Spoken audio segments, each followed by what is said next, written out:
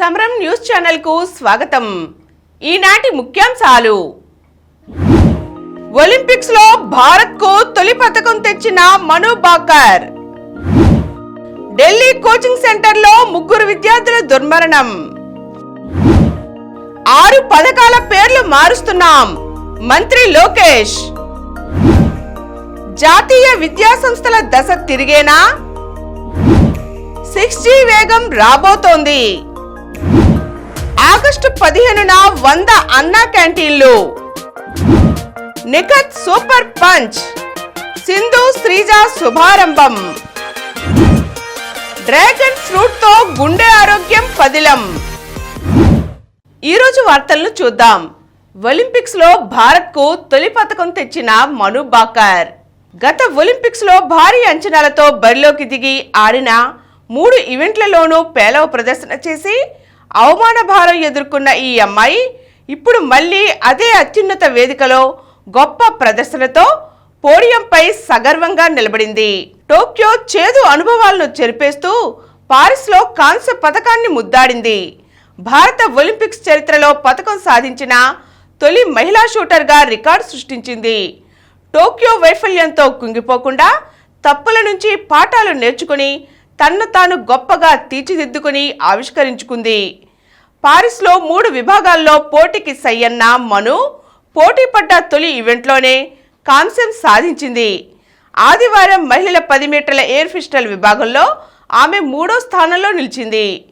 ఆఖరి ప్రయత్నంలో 3వ స్థానంలో ఉన్న కొరియా షూటర్ మనును దాటేసింది. లేదంటే మన అమ్మాయికి రజతమే దక్కాల్సింది. అయినా సరే ఒలింపిక్స్ 2వ రోజే భారత్ పతక ఖాతా తెరిచిన మను సహచర అథ్లెట్లందరికీ గొప్ప స్ఫూర్తినిచ్చింది. ఈ ఊపును కొనసాగిస్తూ మిగతా భారత అథ్లెట్లు దూసుకు వెళితే 2 అంకెల పతకాల కల నెరవేరబోతున్నట్లే. మరో 2 షూటర్లు రవిత అర్జున్ కూడా ఫైనల్ చేరి పతక ఆశలు రేకెత్తిస్తున్నారు. ఢిల్లీ కోచింగ్ సెంటర్లో 3 విద్యార్థుల దుర్మరణం. సెంట్రల్ ఢిల్లీలోని ఓల్డ్ రాజేంద్ర నగరంలో శనివారం రాత్రి ఐఏఎస్ స్టడీ సెంటర్లోకి వరద నీరు పోటెత్తి సివిల్స్కు శిక్షణ పొందుతున్న 3 విద్యార్థులు మృతి చెందారు. సాయంత్రం కురిసిన భారీ వర్షానికి భవనంలోని సెల్లార్లో నిర్వహిస్తున్న రావు సివిల్ సర్వీస్ కోచింగ్ సెంటర్ గ్రంథాలయంలోకి వరద నీరు చొచ్చుకుపోయింది. ఎన్డీఆర్ఎఫ్ చేపట్టిన సహాయక చర్యలతో విద్యార్థుల మృతదేహాలను వెలికితీశారు. వీరిని తాన్యా సోని, శ్రేయా యాదవ్, నవీన్ డాల్విన్ గా గుర్తించారు. ఇందులో తాన్యా కుటుంబం తెలంగాణలో నివాసం ఉంటుండగా శ్రేయా యూపీ, నవీన్ కేరళ రాష్ట్రాల నుంచి వచ్చి ఇక్కడ శిక్షణ పొందుతున్నారు. తాన్యా సోని మృతి పట్ల తెలంగాణ ప్రభుత్వం దిగ్భ్రాంతి వ్యక్తం చేసింది. 6 పథకాల పేర్లు మారుస్తున్నాం మంత్రి లోకేష్. గత ప్రభుత్వ హయాంలో జగనన్న పేరుతో అమలైన పలు పథకాలకు దేశానికి విశేష సేవలందించిన భరతమాత ముద్దు బిడ్డలైన సర్వేపల్లి రాధాకృష్ణన్, అబ్దుల్ కలాం, నిరతాన్నశీలి డొక్కా సీతమ్మ పేర్లు పెట్టనున్నట్లుగా విద్యా ఐటీ శాఖల మంత్రి నారా లోకేష్ తెలిపారు. రాష్ట్రంలో విద్యాలయాలను రాజకీయాలకు అతీతంగా సరస్వతి నిలయాలుగా తీర్చిదిద్దాలనే తమ సంకల్పమని స్పష్టం చేశారు. ఇందులో భాగంగా ఆయా పథకాల పేర్లను మార్చనున్నట్లుగా తెలిపారు. జగనన్న అమ్మఒడిని తల్లికి వందనంగా, జగనన్న విద్యా కానుకను సర్వేపల్లి రాధాకృష్ణన్ విద్యార్థి మిత్రగా, జగనన్న గోరుముద్దను డొక్కా సీతమ్మ మధ్యాహ్న బడి భోజనంగా, మనబడి నాడు నేడును మనబడి మన భవిష్యత్తుగా, స్వేచ్ఛ పథకాన్ని బాలికా రక్షా పథకంగా, జగనన్న ఆణిముత్యాలను అబ్దుల్ కలాం ప్రతిభా పురస్కారాలుగా మార్చనున్నారు. ఎమ్మెల్యే పదవికి కూడా జగన్ అనర్హుడు. వైకాపా అధ్యక్షుడు మాజీ సీఎం జగన్ పై పిసిసి అధ్యక్షురాలు షర్మిల మరోసారి మండిపడ్డారు. ప్రతిపక్ష హోదా ఇస్తేనే శాసనసభ సమావేశాలకు హాజరవుతానని జగన్ పేర్కొనడం ఆయన అజ్ఞానానికి నిదర్శనమని ఆమె తీవ్ర స్థాయిలో విమర్శించారు. ఇంతకు మించిన పిరికితనం, చేతకానితనం, అహంకారం మరొకటి ఉండదని ఎక్స్ వేదికగా ఆదివారం విరుచుకుపడ్డారు. శాసనసభకు వెళ్లి ముఖ్యమంత్రిని ప్రశ్నించని జగన్ ప్రతిపక్ష హోదాకే కాదు ఎమ్మెల్యే పదవికి కూడా అనర్హుడని షర్మిల పేర్కొన్నారు. ఎగిరే ట్యాక్సీలతో కార్గో రవాణా. ట్రాఫిక్ రద్దీ, వాతావరణ కాలుష్యం లేకుండా తక్కువ ఎత్తుల్లో గాల్లో ఎగిరే పర్యావరణ హిత కార్గో రవాణాకు తమిళనాడు ప్రభుత్వం ముందుకొచ్చింది. రాష్ట్రంలో ప్రయోగాత్మకంగా చెన్నై, కోయంబత్తూర్ నగరాలలో ఎగిరే కార్లను అందుబాటులోకి తెచ్చేందుకు కసరత్తు మొదలుపెట్టింది. అందుకు ప్రత్యేకంగా విధి విధానాలు రూపొందిస్తోంది. ఇందుకోసం 22 మంది సభ్యులతో చెన్నై నగర సరుకు రవాణా సమన్వయ కమిటీని ఏర్పాటు చేసింది. చెన్నైతో పాటు ఏపీ సరిహద్దు జిల్లాలైన తిరువల్లూర్, రాణిపేట, కాంచీపురం, చెంగల్పట్టు కలిసి చెన్నై మెట్రోపాలిటన్ ఏరియాగా వృద్ధి చెందుతోంది. ఈ మొత్తం ప్రాంతంలో అభివృద్ధి ఎలా ఉండాలనే దానిపై ప్రత్యేకంగా మాస్టర్ ప్లాన్ రూపొందిస్తోంది. ఇందులో పారిశ్రామిక, కార్పొరేట్, వాణిజ్య రంగాలు కీలకంగా ఉన్నాయి. వాటి అవసరాలు తీర్చేందుకు కార్గో హబ్లకు సరుకు రవాణాను వేగవంతం చేయడాన్ని ప్రభుత్వం ప్రాధాన్యంగా పెట్టుకుంది. జాతీయ విద్యా సంస్థల దశ తిరిగేనా? రాష్ట్ర విభజన హామీల్లో భాగంగా ఆంధ్రప్రదేశ్కు కేటాయించిన జాతీయ విద్యా సంస్థలు, విశ్వవిద్యాలయాల్లో కొన్ని 10 ఏళ్లు గడిచినా పూర్తి కాలేదు. గత ప్రభుత్వం వీటిపై దృష్టి పెట్టకపోవటం, పాలకుల నిర్లక్ష్యం కారణంగా గత 5 ఏళ్లు పనుల్లో వేగం మందగించింది. కేంద్ర ప్రభుత్వం ప్రస్తుతం రాష్ట్రానికి ప్రాధాన్యం ఇస్తున్నందున కూటమి ప్రభుత్వం దృష్టి సారిస్తే జాతీయ విద్యా సంస్థల పనులు పూర్తి కావడంతో పాటు సమస్యలకు పరిష్కారాలు లభిస్తాయి. గిరిజన విశ్వవిద్యాలయం ఏర్పాటుకు 2014లో తెదేపా హయాంలో విజయనగరం జిల్లా కొత్తవలస మండలం రెల్లి రెవెన్యూ పరిధిలోని అప్పన్న దొరపాలెంలో 520.24 ఎకరాలను కేటాయించడం జరిగింది. శంకుస్థాపన చేసి భూమి చుట్టూ 10 కోట్లతో ప్రహారీ గోడ కూడా నిర్మించారు. భూసేకరణకు 29.97 కోట్ల పరిహారం చెల్లించారు.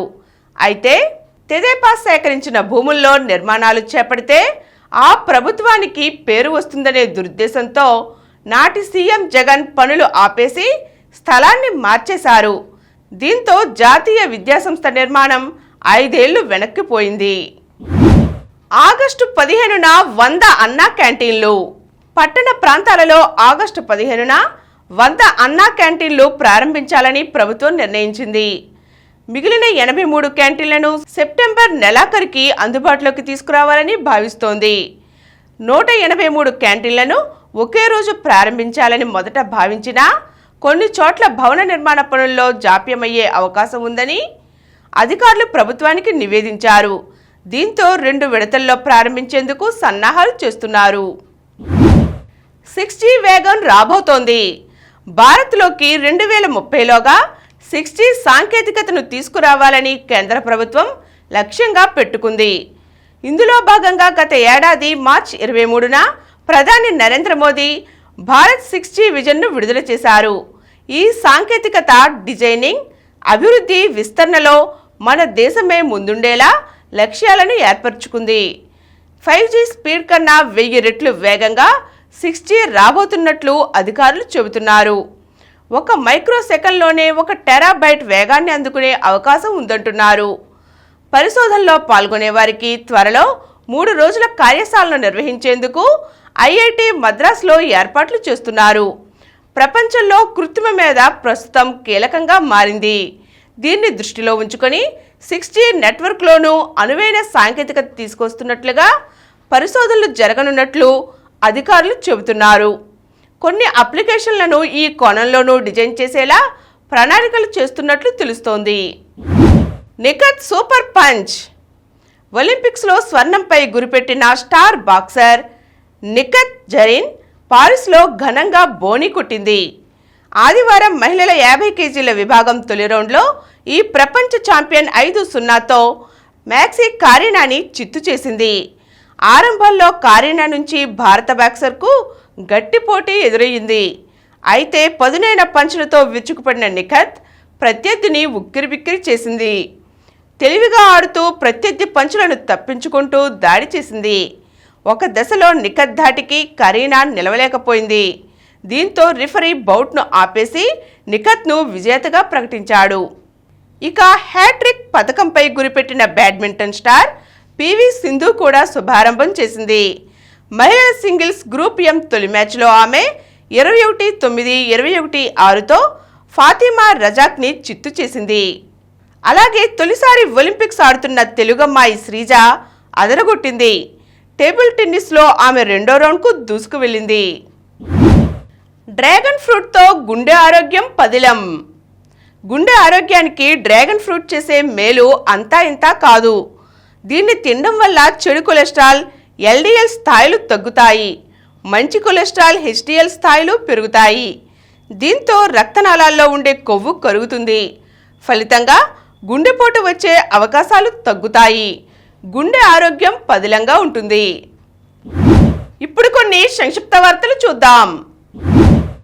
బాలుడిని కాపాడుకునేందుకు విరాళాల రూపంలో 7.65 కోట్ల సేకరణ.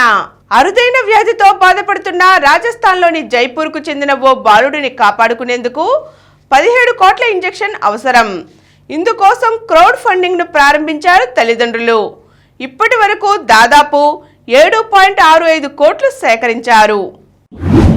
20 మంది మహిళలను మనువాడి నగలతో ఉడాయించి విడాకులు పొందిన మహిళలే అతడి లక్ష్యం. బాధలో ఉన్నవారిని పెళ్లి పేరుతో నమ్మించి మోసానికి పాల్పడ్డాడు. అలా ఒకరు ఇద్దరు కాదు, ఏకంగా 20 మందికి పైగా మహిళలను మోసం చేసి నగదు, విలువైన వస్తువులతో ఉడాయించిన నిత్య పెళ్లి కొడుకును మహారాష్ట్ర పోలీసులు అరెస్ట్ చేశారు. మరో విజయం సిరీస్ భారత్ సొంతం. రెండో T20లోనూ శ్రీలంక ఓటమి. దంచేసిన జైస్వాల్, సూర్య, పాండ్యా 7 వికెట్ల తేడాతో టీమిండియా గెలుపు. రేపు ఆఖరి T20. Asia cup T20 tourney తుదిపోరులో భారత మహిళలకు షాక్. ఫైనల్లో 8 వికెట్లతో నెగ్గిన శ్రీలంక తొలిసారి ఆసియా కప్ టైటిల్ సొంతం. ఆర్చరీలో మళ్లీ నిరాశ. ఒలింపిక్స్ ఆర్చరీ క్రీడాంశంలో భారత్కు మరోసారి నిరాశ ఎదురైంది. వరుసగా 4వ ఒలింపిక్స్లో పోటీ పడ్డ స్టార్ ఆర్చర్ దీపికా కుమారి స్థాయికి తగ్గ ప్రదర్శన చేయలేకపోవడంతో తొలిసారి ఒలింపిక్స్కు అర్హత సాధించిన అంకిత తడబట్టం, భజన్ కౌర్ రాణించిన ఫలితం లేకపోవడంతో భారత జట్టు క్వార్టర్ ఫైనల్లో వెనుదిరిగింది. సుమిత్ తొలి రౌండ్లోనే తొలిసారి ఒలింపిక్స్కు అర్హత సాధించిన సుమిత్ శనివారం జరిగిన పురుషుల సింగిల్స్ తొలి రౌండ్లో ప్రపంచ 68వ ర్యాంకర్ కొరెంటిన్ మౌటెట్ చేతిలో ఓడిపోయాడు. మరిన్ని వార్తా విశేషాలతో రేపటి సమరం న్యూస్ ఛానల్లో తిరిగి కలుద్దాం. ప్రతిరోజు వార్తా విశేషాల కోసం అనతి కాలంలోనే 20 కోట్ల వ్యూస్ సాధించిన సమరం ఛానల్ సమర్పించు సమరం న్యూస్ ఛానల్కు సబ్స్క్రైబ్ చేయండి, లైక్ చేయండి, మీ ఫ్రెండ్స్కి షేర్ చేయండి. అలాగే ప్రక్కనున్న గంట సింబల్ని ప్రెస్ చేయడం మర్చిపోకండి. Please download Samaram Channels app from Google Play Store and watch your favorite channels. Click the bell icon and subscribe to the channels.